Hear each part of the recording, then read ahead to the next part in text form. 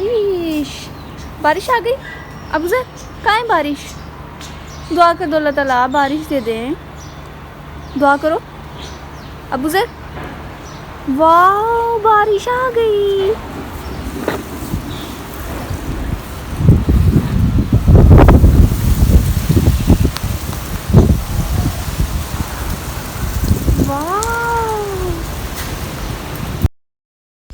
अस्सलाम वालेकुम everyone, hopefully आप सब ठीक होंगे। अल्हम्दुलिल्लाह हम भी बिल्कुल ठीक हैं, मज़े में हैं।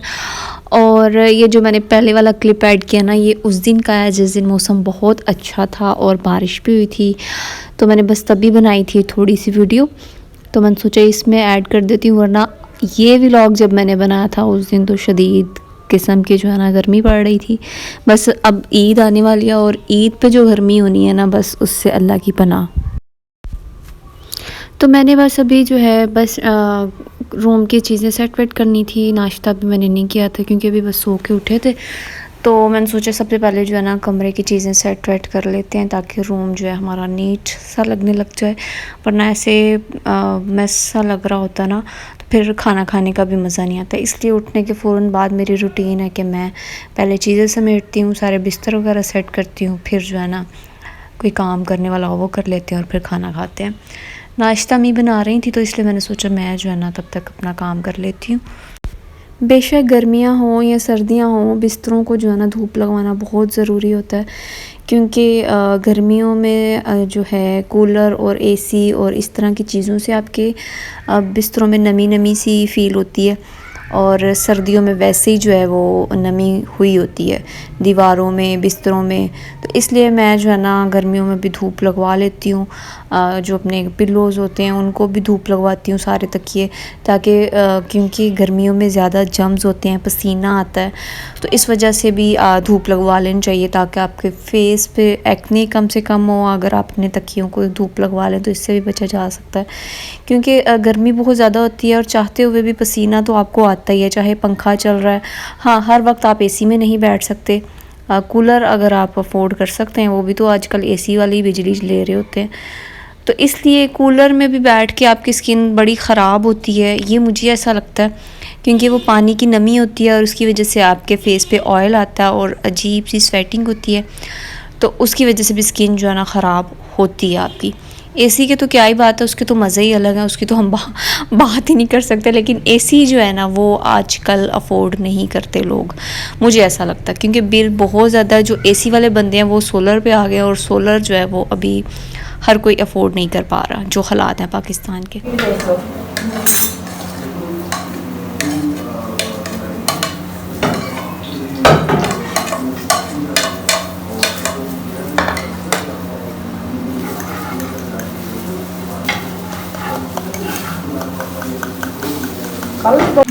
ऐसे 2 प्लेटें उसकी चावलों की।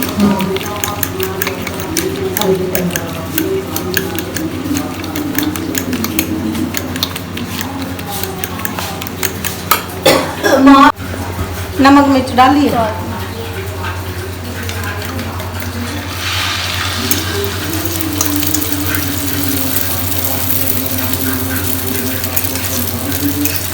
तो बस यहाँ पर जो है ना मेरा नाश्ता बन गया था, सबका ही नाश्ता बनकर रेडी हो गया था। तो उसके बाद मैंने नाश्ता किया था। नाश्ता करने के बाद मैंने अबू ज़र को चेंज करवाया था, उसको शावर दिलवा के, तो वो फिर बाद में खेलता रहता है, फिर खेल कूद के तो सो जाता है। और यहाँ पर ये फिर मैंने जब सब सो गए थे ना रात में, तो मैंने सोचा अपनी थोड़ी सी स्किन केयर कर लेते हैं क्योंकि बहुत ज़्यादा मेरी स्किन ख़राब हो रही थी, ऑयली हो रही थी।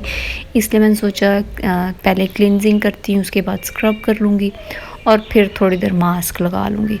ईद भी आ रही है, ईद से पहले जो है ना अपनी केयर करना बहुत ज़्यादा ज़रूरी है। फिर ईद वाले दिन जो आपके फेस पे चांद सितारे निकले होते हैं ना, वो बहुत बुरे लग रहे होते हैं। आम रूटीन में हो या ना हो, ईद पे कोई ना कोई, वो कहते हैं ना चांद के साथ चांद चढ़ा ही होता है तो वो फिर बहुत बुरा लग रहा होता है। मुझे पहले जो है ना, शादी से पहले कभी मेरी एक्ने नहीं हुआ था, लेकिन अब जो है ना, यहाँ तो मुझे मुल्तान की गर्मी सूट नहीं करती। इतने गर्मी में मेरे मुंह पे दाने बन जाते हैं ना, मुझे इस चीज़ की समझ नहीं आती। दाने वो वाले नहीं होते, गंदे वाले दाने नहीं होते, बस ऐसे दाने होते कि फ़ील हो रहा होता है कि स्किन पे कुछ है, छोटे छोटे से पिंपल्स, और वो खुद ही बैठ जाते हैं और ख़ुद ही कभी कभी उभर जाते हैं। तो इसलिए जब मैं अपनी स्किन केयर बिल्कुल छोड़ जाती हूँ ना, तो फिर मेरी स्किन जो है वो ख़राब होने लग जाती है। जब मैं अपनी स्किन केयर करती रहूँ तो फिर मेरी स्किन बिल्कुल ठीक रहती है।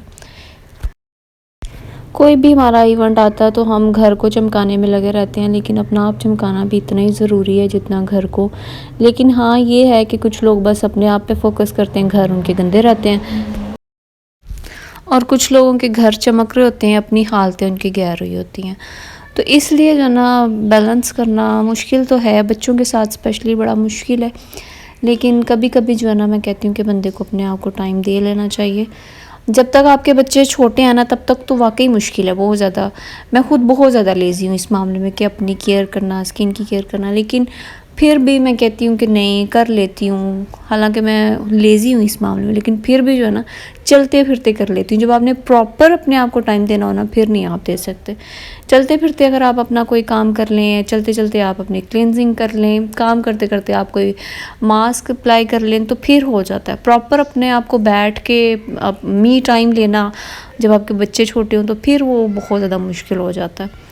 इसलिए मेरी भी कोशिश होती है कि मैं स्पेशल अपने आप के लिए टाइम निकालने से बेहतर है कि रूटीन के कामों के साथ साथ जो है ना, अपने आप को देख लूँ, ताकि काम ज़्यादा बिगड़े भी ना, ज़्यादा ख़राब भी ना हो, अपनी हालत कैर भी ना लगे, और अब घर के साथ साथ बच्चों के साथ साथ अपना आप भी बंदा मेंटेन रख ले।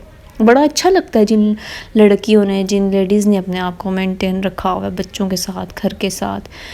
तो मुझे तो बड़ा अच्छा लगता है, मुझे बड़ी खुशी होती है कि लोग अपने आप को रखते हैं, और रखना भी चाहिए। हमारी अम्मा शादी से पहले इतनी हसीन होती थी, शादी करके उन्होंने भी अपना बेड़ा गर्क कर लिया हुआ, बच्चों में लग के माएँ अपना आप ख़राब कर देती हैं।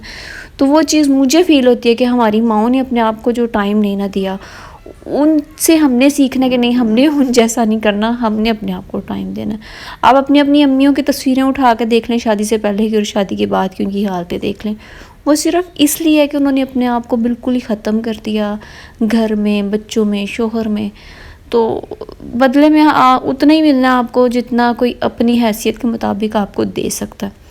अगर आप सोचते हैं आप अपना आप मार के अगले इंसान का दिल जीत लेंगे, तो मुझे नहीं लगता ऐसा कोई पॉसिबल है या ऐसा मुमकिन है। अगले इंसान ने आपको इतनी इज़्ज़त देनी है, उतनी मोहब्बत देनी है, जितनी उसके अंदर खुद है या उसको किसी से मिली हुई है।